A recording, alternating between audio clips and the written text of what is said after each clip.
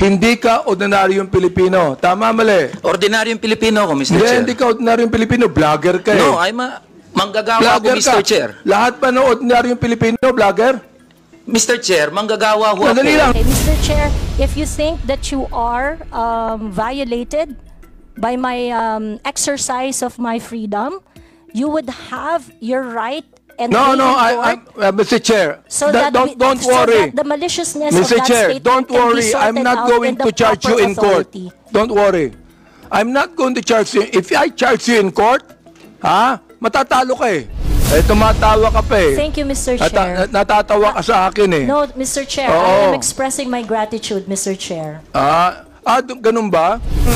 Ano ko lang, bilang isang dating tauhan ng gobyerno, wag lang sana tayong magpakita ng anumang kagaspangan para hindi tayo napapansin ng publiko. Yun lang po. Sinong tinutukoy mo, Mr. Chair? Your Honor, yun pong mga gumagawa ng kagaspangan. Yun po yun. Sino nga yung tinutukoy mo? Aba, hindi ko po alam. Siguro po, maaaring kayo po, Your Honor, mawalang... Lahat po ng sinasabi namin sa inyo, because we don't know you personally, are not malicious. It's not personal. It's about your job lang po. Kami po na mga content creators, nasa public eye din po kami, gaya po ninyo. So, whatever content or opinions that we also post online, nakaka-receive din po kami ng mga gaya ninyo na masasakit na salita. Kaya naiintindihan po namin kung saan din kayo nanggagaling. However, ang difference lang po natin, ang atake sa amin personal, ang atake po sa inyo, on your official function. Thank you, Mr. Chair. Again, Ms. Cruz, do you believe that freedom of expression is not absolute? Yes, Mr. Chair. You do. Of I'd course. like to ask the other bloggers if they also believe that. Yes, Mr. Chair. You also believe that? Okay. Sir, Now, there's always a limitation. Ms. Cruz said, yung kanyang statement sa YouTube, no? Na profanities, insults, malicious is a healthy discourse. Gusto kong tanungin yung mga vloggers natin, do you agree with her on that? Yes. That profanities, insults, and malicious accusations is a healthy discourse and a part of the freedom of expression? We would like to ask every blogger to answer me yes or no if they believe in that. Mr. Chair, can I be recognized? Yes. Mr. Chair, no other than the highest court of the land has repeatedly said na hindi po masama ang pagmumura, lalong-lalo na sa mga pampublikong opisyal, especially kung ang pinatutungkulan po ay yung official functions nila. Not the person, but their official functions, Mr. Chair. So yun po ang paninindigan, lalong-lalo na po namin bilang mga manggagawa, dahil kahit meron pong TikTok, Facebook o social media, sa komunidad po, yan ang lengguwahe ng mga manggagawa at ordinaryong Pilipino na nagagalit. Hindi po kasalanan ng mga vlogger o ng mga gumagamit ng Facebook, TikTok, X o kung ano pa mang social media platforms kung bakit merong ganito na mga pagmumura o profanities. Ito po ay lengguwahe ng mga manggagawa at ordinaryong Pilipino na Mr. nagagalit. Chair, Mr. hindi Chair. ko, Mr. Elijah, hindi ko binabagit yung lingwahe ng ordinaryong Pilipino. Ang binabanggit ko, lingwahe ng vlogger. Hindi ka ordinaryong Pilipino. Mr. Chair. Tatandali lang, kasalala pa ako eh. Alright. Hindi ka ordinaryong Pilipino. Tama, mali? Ordinaryong Pilipino ako, Mr. Hindi, Chair. hindi ka ordinaryong Pilipino. Vlogger ka eh. No, I'm a manggagawa ako, Vlogger Mr. ka. Chair. Lahat pa ng ordinaryong Pilipino, vlogger? Mr. Chair, manggagawa ho Sandali ako lang, na may sandali lang. platform ho. Sandali So, lang. ordinaryong Pilipino ho ako, Sandali Mr. lang. Chair. Mr. Vlogger ka Chair, eh. point of order. We have our rules here. I think the resource person cannot answer without being recognized by the chair. Sorry, Mr. Chair. Okay, to all reminder to all resource persons, let the interpolator finish his line of questioning in his statement. and resource persons can only talk when the chair recognizes them. Okay. Nabanggit mo kanina na yung profanities, yung insult, yung malicious accusations, kung yan ay sinabi sa kanyang, anong tawag doon, functions bilang public official, okay yon. Yung sabi mo, di ba? But not on a personal basis, correct? Ayan. Yes, Mr. Chair. Sabihin natin, naniniwala ako dyan. Pero, hindi naman niya sinabi yan sa akin on my public functions, official functions. It is a personal accusations on me. Mr. Elijah. I cannot, Mr. Chair, can I be I cannot speak on behalf of Ms.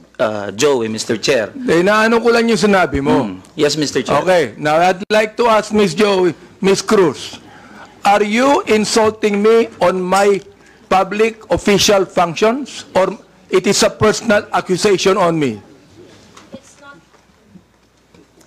It's not a personal accusation, Mr. Chair, and I think we have agreed early on that we do not have any personal relationship. Yes, that's right. Pero ito, ang sabi ni Elijah, okay lang yon kung yan ay sinabi in my official functions as a public servant. Alam mo ba yung official functions ko? Yes, Mr. Chair, and alam mo. So therefore, hindi ka naniniwala sa aking official functions, kaya tinawag mo akong gago. no, Mr. Chair.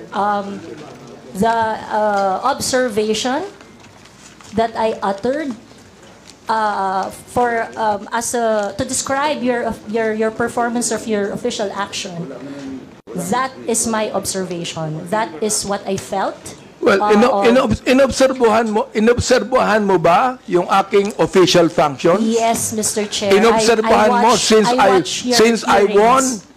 I won in 2019? No, Mr. Chair. I closely monitored your performance as a congressman in the 19th Congress. And you hated me for that? No, not really, Mr. Hindi, Chair. gago. Binagit mo sa akin, gago. So you hated me, Mr. Chair. Ano ba ibig sabihin nun? Binanggit mo, gago ako. Binanggit mo, isasampal ko ito sa pagmumukha mo. Binanggit mo, I'm going to be, hindi ko mabanggit eh. Okay. If you prepared, binanggit mo yun eh. Oo. Therefore, you hated me. Hindi pwedeng sabihin mo sa akin na you love me. Is that a person that you said that you love me? I love you, and because of that, isasampal ko ito sa'yo. May I respond, Mr. Chair? Yeah, go ahead. Sige, Mr. Chair, go ahead, respond. At the very most, I do not like your performance as a member of the 19th Congress. But hate is such a powerful word because we established earlier that we do not have any personal relationship or any Mr. Chair, binanggit mo yung human rights. Yes, binanggit mo Mr. yan kanina, di ba? Correct, Mr. Therefore, Chair. Mr. Chair, you violated my human rights. Why? Because when you said those profanities, those insults, yung gago, yung isasampol ko ito sa pagbubuka mo, you violated my human rights. You did. May I respond, Mr. Chair? Teka, Mr. Chair, hindi ako nagagalit sa'yo. Okay? At wala akong pakialam sa'yo. Kahit na anong sabihin mo, okay lang sa akin. Alright? Pero itong ating pinag-uusapan ngayon, merong kinalaman sa mga legislation na aming gagawin later on. That is why I am asking you right now. Sapagkat napakahalaga nito. Kapag binabanggit mo, if you're saying that using profanities, insults, and malicious accusations online represent fair and respectful discourse and a healthy discourse, therefore you're telling us that the freedom of expression is not is absolute. You can say anything you want, and that is freedom of expression. Yun ang sinasabi ko, Mr. Chair. May I respond, Mr. Sapagkat, Chair? pag binanggit mo, if you said that freedom of expression is not absolute, therefore, there are certain things that you cannot say. Yun ang ibig sabihin nung freedom of expression is not absolute. May limitation yun. Di ba? Oh. Go ahead. You can answer now. Okay, thank you very much, Mr. Chair. Mr. Chair, in the universal thoughts and ideas, there would always be a limitation. The freedom of speech is not absolute.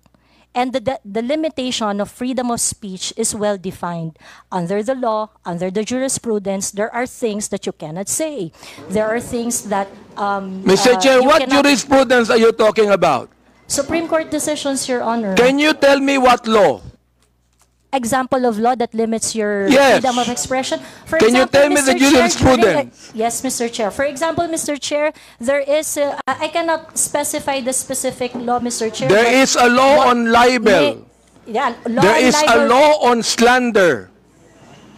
There Is is it a okay? law. Is it okay, Mr. Chair, if I give my example? Okay, thank you very much. One example, and I think this example is very demonstrative, is very illustrative of the limitation of freedom of speech. Right now, it is election, midterm election, and it is not allowed that people are going to campaign on the day of the election day. That is a clear prohibition to express on the part of the citizen to say whatever they want to say on that Teka, election day, Mr. because Chair, ano po ang connection nung binabanggit mo? I'm asking you about the jurisprudence. I just told you that there is a law against on libel, on cybercrime. What you said today is libelous. What you said here is libelous. Why? Mr. Because Chair. there is a malicious intent. When you use profanities, when you use the word gago, there is a malicious accusation, and that is libelous. Mr. Chair, if that is your assessment of And that kind of listen, statement, you not will only have your... libelous, Mr. Chair, sandali lang ha, not only libelous, ha, that is also unjust vexation on my part. May I respond, Mr. Chair? Go ahead. Okay, Mr. Chair, if you think that you are violated by my exercise of my freedom, you would have your right and No, day no, in court Mr. Chair, so that don't so worry. that the maliciousness Mr. of that Chair, statement don't can be worry. I'm sorted not out going in the to charge you proper in court. authority. Don't worry. I'm not going to charge you. If I charge you in court, matatalo ka eh. Pero hindi. Oo. Unjust vexation to. Alam niyo ba yon? Are you a lawyer or not? I am not a lawyer, So Mr. therefore, Chair. you should know this. The thing is this, pero wag kang mag-alala. Hindi ako magdidemanda sa'yo. Do you know why? You're not important to me. Alright?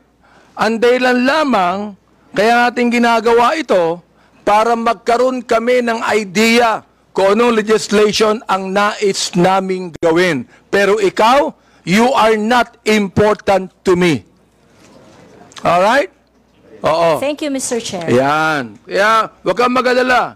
Hindi ako kailanman magdidemanda sa'yo. Alright? Oh. Tumatawa ka pa eh. Thank you, Mr. Chair. Natatawa ka sa akin eh. No, Mr. Chair, Oo. I am expressing my gratitude, Mr. Chair. Ganun ba? Mr. Chair, tumatawa ka and you're expressing your gratitude by your sarcastic laughter? I am not laughing, Mr. Chair. It's just a natural smile, Mr. So Chair. gusto kong tanungin po, itong ating vloggers na ito, kayo po mga vlogger natin, do you agree with what Miss Joey Cruz said? Every one of you could be able to answer, if you agree. I have a lawyer there, Attorney Trixie.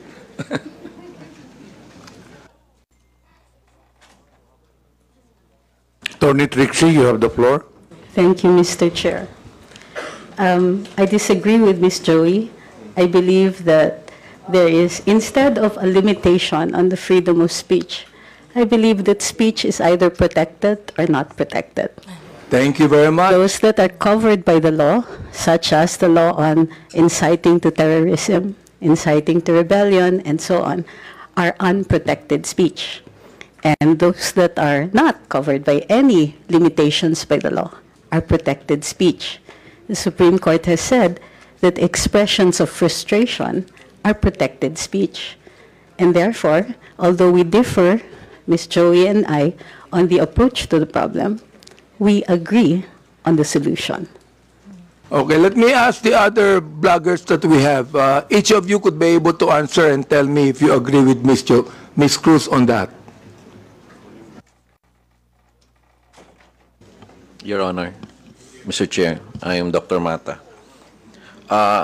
I'm a bit forgiving on those things sometimes, Mr. Chair, because sometimes people are so expressive that we tend to say things. Then I could cite, Mr. Chair, your example on the last hearing. You mentioned something as well.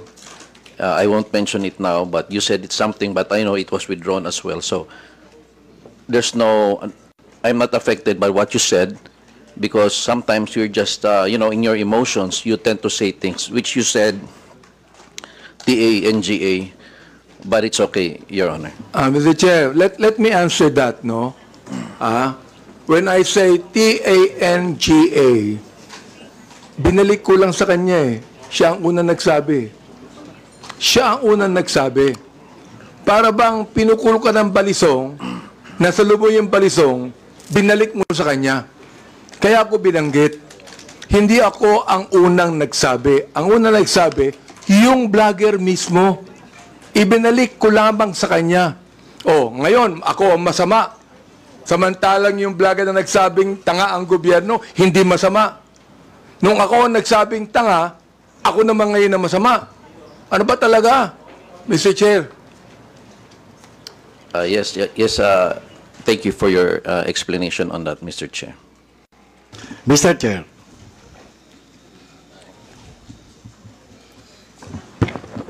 Yes, was that, Mr. Chair. Mr. Morales, please proceed. Yes, sir. Doon sa kaya Miss Joey Cruz, ang ko lang, bilang isang dating tauhan ng gobyerno, wag lang sana tayong magpakita ng anumang kagaspangan para hindi tayo napapansin ng publiko. Yun lang po. Ano yung ibig sabihin? Huwag lang magpakita ng kagaspangan para hindi makita ng publiko.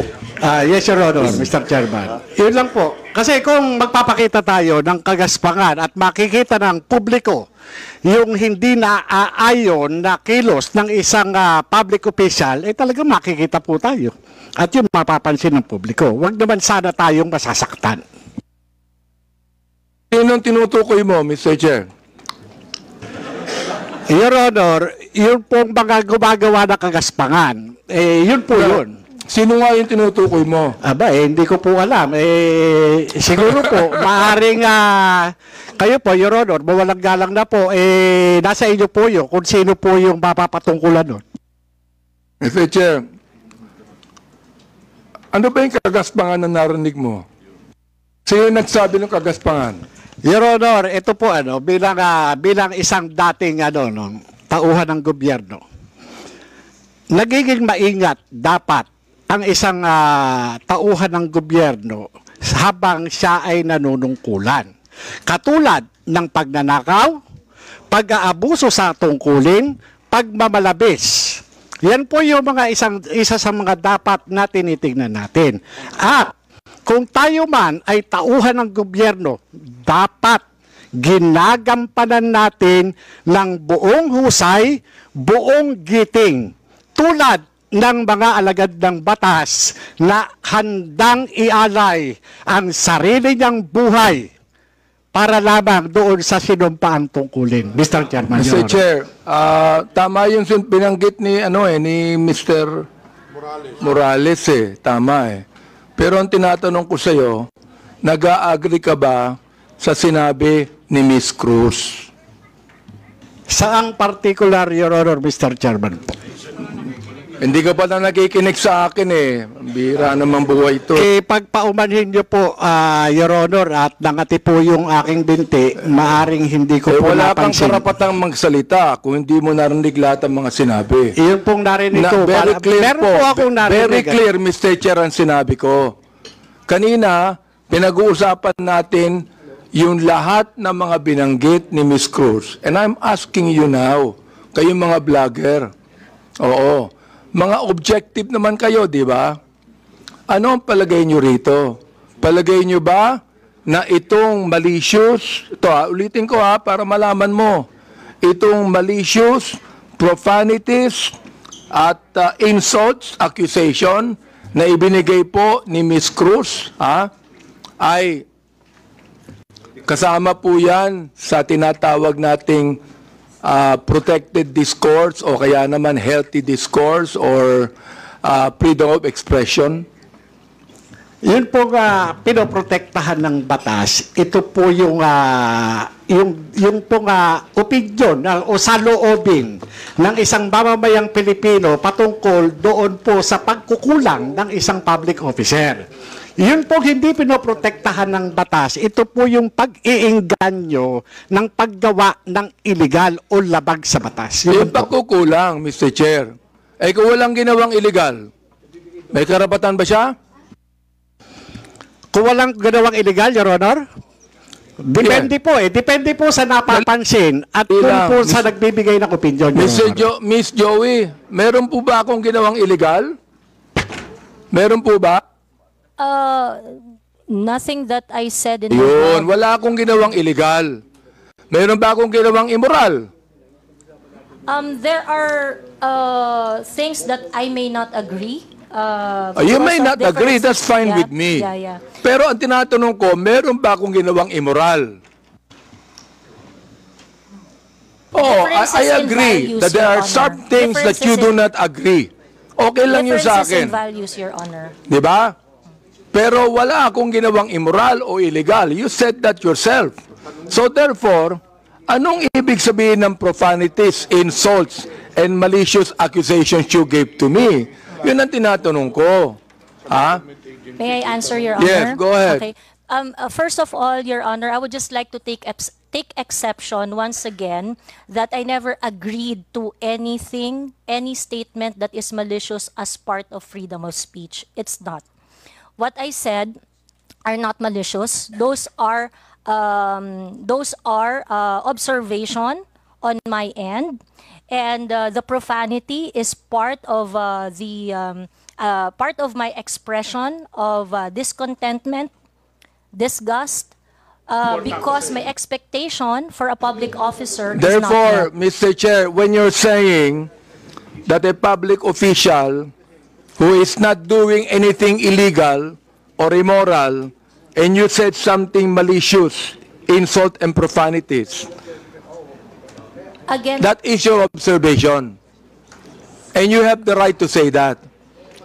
Again, Mr. Chair, I am taking exception on the malicious statement. My statements are not malicious because my statements are always pertaining to the exercise of the public duty of the officer I am responding to. So therefore, when you said reacting to. gago, that is not malicious. That is not malicious, Mr. Chair. Okay.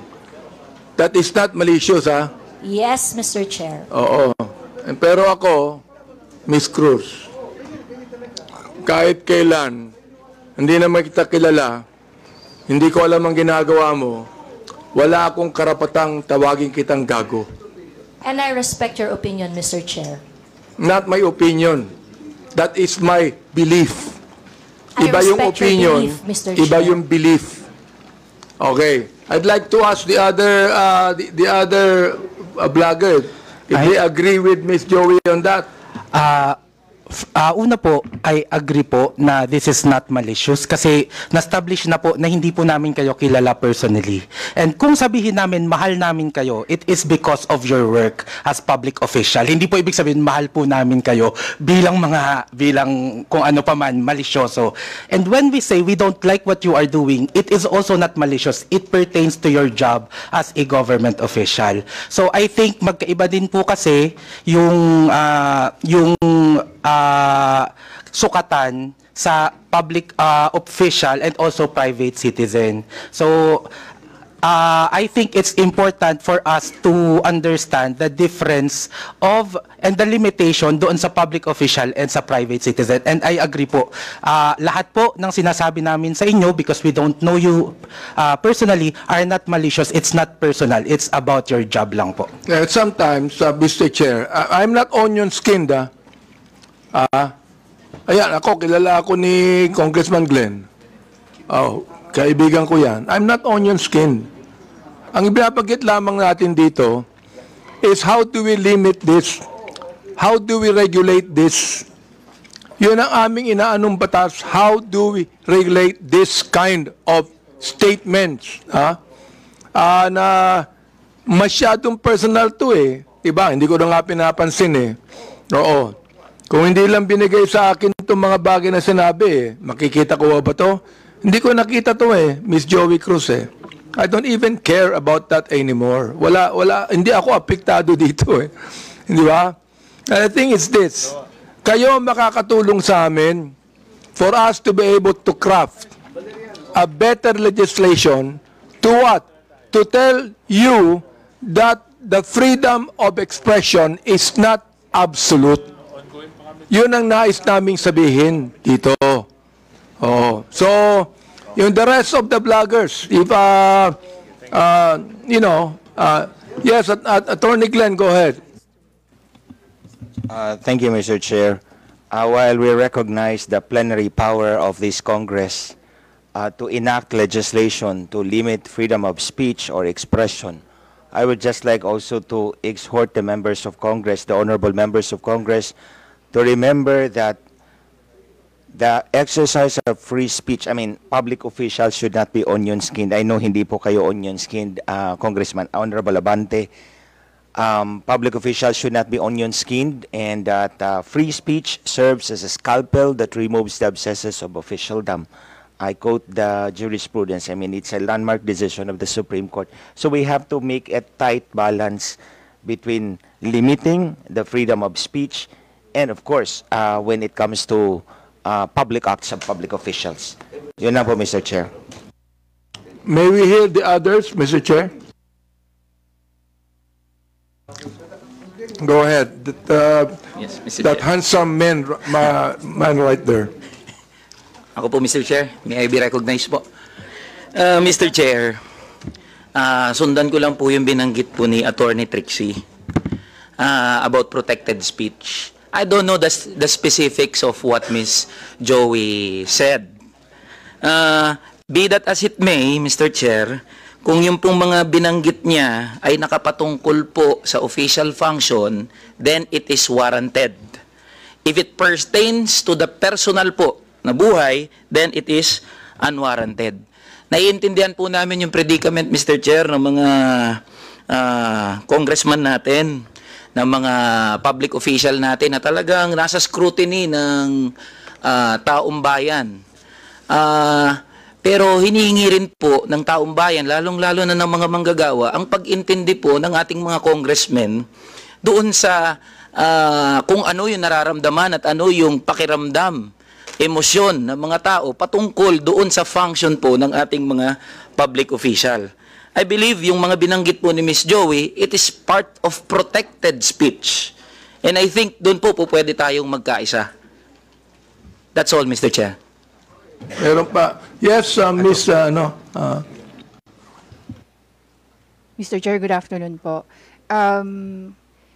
Yung tungkol po sa sinabi ni pagsasamahin ko na po yung tatlo, ni Ma'am Joey, ni Attorney Trixie, at saka ni Sir Elijah. Kami po na mga content creators, nasa public eye din po kami, gaya po ninyo. So, whatever content or opinions that we also post online, nakaka-receive din po kami ng mga gaya ninyo na masasakit na salita. Kaya naiintindihan po namin kung saan din kayo nanggagaling. However, ang difference lang po natin, ang atake sa amin personal, ang atake po sa inyo, on your official function. Ngayon, ang masasabi ko lang po siguro pagdating sa bagay na yan, kami po, pinapabayaan po namin yung mga haters namin at saka bashers to air out what they think and feel about what we say. Hindi ko naman din po sinasabi na dapat ganun din po kayo. It so happen lang that sa inyo po, pagdating sa mga nasasabi nyo po, sa mga press briefing nyo po, sa press con nyo, or even sa mga pinapublish sa news, sa aming mga content creator, naka-anchor kami lagi kung ano lang po ang nasasabi ninyo. Mr. Chair, Ms. Batalya, Yes po. gusto ko lang pong banggitin din, no? Alam mo, natanggap ko itong mga bagay na ito since Quadcom days, eh. Hindi ako binabas ng sino man bago ang Quadcom. Bakit kaya? Di ba? To share if I may. I mean, hindi ako nababas, eh. Oo, ngayon lang talaga. Hindi ko alam kung bakit, eh. Oo, yun ang gusto kong sabihin sana sa inyo. Di ba? Yes,